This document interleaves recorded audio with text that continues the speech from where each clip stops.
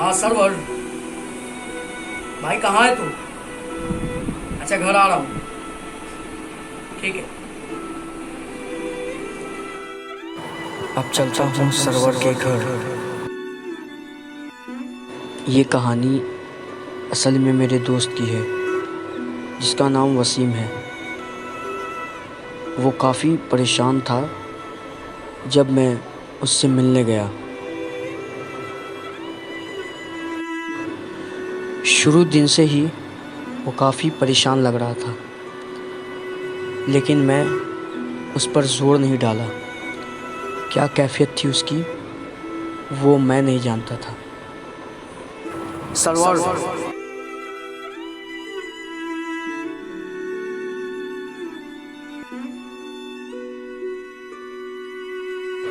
और ये कैफियत मैं सर्वर से भी नहीं कह पाया, क्योंकि सर्वर से आज मुलाकात हुई है दूसरे दिन। आज मैंने उससे सर्वर से कहा कि चलो वसीम को ढूंढते हैं, वसीम का पता करते हैं कि वसीम आखिर गया कहाँ। फिर हम दोनों अपने ही एक मदरसे में गए। पता नहीं यार वसीम कहाँ गया है।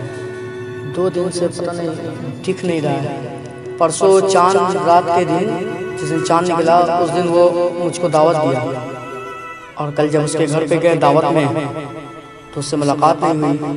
पूछने पर उसका भाई कह रहा है कि भैया बीमार हैं, डॉक्टर कह गए हैं। चल देखते हैं कहाँ गया है। आज उसके घर पे पता करते हैं, शायद आ गया होगा। फिर हम दोनों निकल पड़े वसीम को ढूंढने के लिए। ना जाने हम लोगों ने कहाँ कहाँ ढूंढा। मैं अपने मदरसे से निकलकर और सरवर को साथ लिए रमज़ान के दूसरे दिन मैं वसीम को ढूंढने निकला। सबसे पहले मैंने मस्जिदों को तलाशना शुरू किया, क्योंकि वो जब भी गमज़दा होता था या जब भी वो परेशान रहता था तो वो मस्जिद आता था। मैं रोड के पहली मस्जिद में गया, वहाँ पर वसीम मुझे नहीं मिला। मैं परेशान होकर फिर बाहर निकला और दूसरे मस्जिद का रुख तय किया।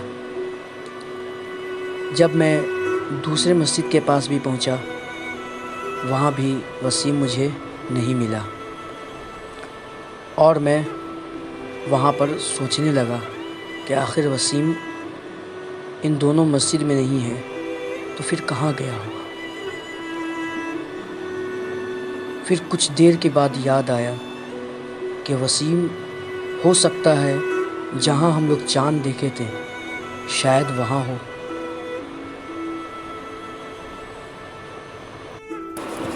पता है वो उसी मस्जिद में मिलेगा जहाँ हम लोग चांद देखे थे। चल देखते हैं। मैं उसी मस्जिद का रुख तय किया और जहाँ हम लोग चाँद देखे थे, मैं उस मस्जिद के करीब पहुँच गया। जब मैं उस मस्जिद के करीब पहुँचा तो देखा कि मस्जिद बंद है और मस्जिद के बगल में एक गली है जिसकी तरफ लोग जा रहे थे। मैं भी उन गलियों में जाने लगा। जब मैं पहुंचा उन गली के आगे तो मुझे मस्जिद के करीब वसीम मिल गया।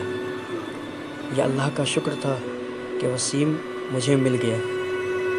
अब मुझे ये जानना था कि वसीम आखिर था कहाँ और क्यों इतना परेशान है और ये तन्हा क्यों बैठा है। मैं इसी को जानने के लिए मैं और सरवर वसीम से पूछताछ करने लगा, लेकिन वसीम कुछ भी ना कहा।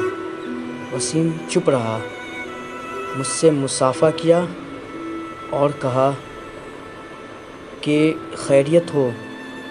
मैंने अपना खैरियत बयान किया, लेकिन वसीम फिर भी कुछ नहीं कहा। वसीम क्यों परेशान था, क्या तकलीफ़ थी, वो आपको अगले पार्ट में समझ में आएगा।